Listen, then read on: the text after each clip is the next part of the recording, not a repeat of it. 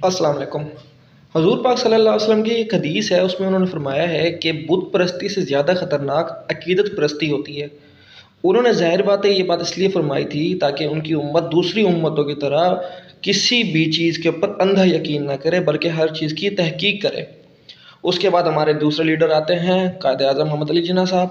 उन्होंने कहा work, work, work.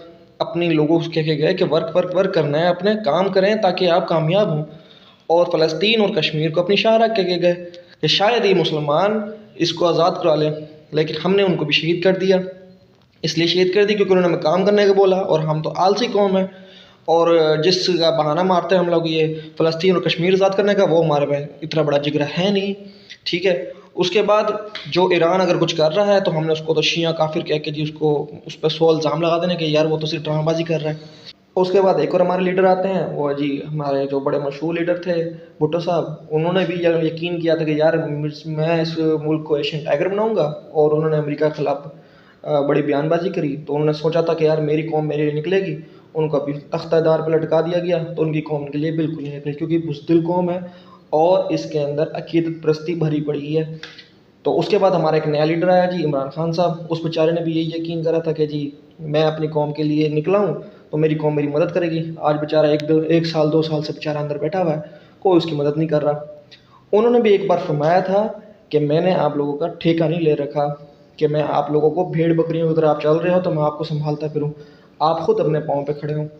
लेकिन अभी कुछ दिन पहले इकराल हसन की एक एफआई के मुलाजिम से लड़ाई होगी लाहौर एयरपोर्ट के ऊपर।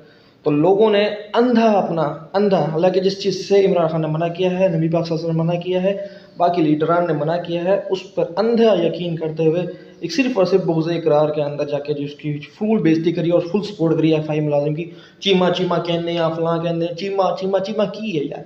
चीमा ये वही चीमे हैं जनाब जो एफआईए वाले कुछ अरसे पहले जब लोग बाहर के मुल्क जाना चाह रहे थे तो लोग उनसे 500-600 डॉलर बाहर भेजने का ले रहे थे, जबकि उनके डॉक्यूमेंट्स कंप्लीट होते थे। इसके मैं चश्मदीद गवाह हूँ कि मेरे डॉक्यूमेंट्स कंप्लीट हैं, मैं अफ्रीका जाना चाह रहा था, मेरे पास वीज़ा भी था, मेरे पास कंपनी का लेटर भी था। उसके बावजूद उन्होंने मुझसे $500 चार्ज करने के लिए डिमांड की थी, जो मैंने उनको पे नहीं किया, तो मैं नहीं जा सका। ठीक है। तो ये जो लोग हैं ना पाकिस्तान के, मुझे पूरा यकीन है कि इन्होंने बुत परस्ती से भी ज़्यादा घटिया लोग हैं। इन्होंने इसी तरह ही ना, यानी कि इमरान खान जैसे अजीम लीडर का नाम लेकर और उस बेचारे को बदनाम करवाना, जबकि उसने कभी ये नहीं कहा कि आप लोग अंधा यकीन करें मेरी बातों के ऊपर, मेरी बात की तहकीक करें, मेरी बात को यकीन करें। उसने हमेशा ये कहा कि मैं आप इस कौम को बढ़ाना चाह रहा हूँ, लेकिन ये कौम फिर भी अपने आप को नीचे गिराना चाह रही है। तो सिर्फ और सिर्फ बुग़्ज़ इक़रार के अंदर आप लोगों ने उस बेचारे चीमा साहब को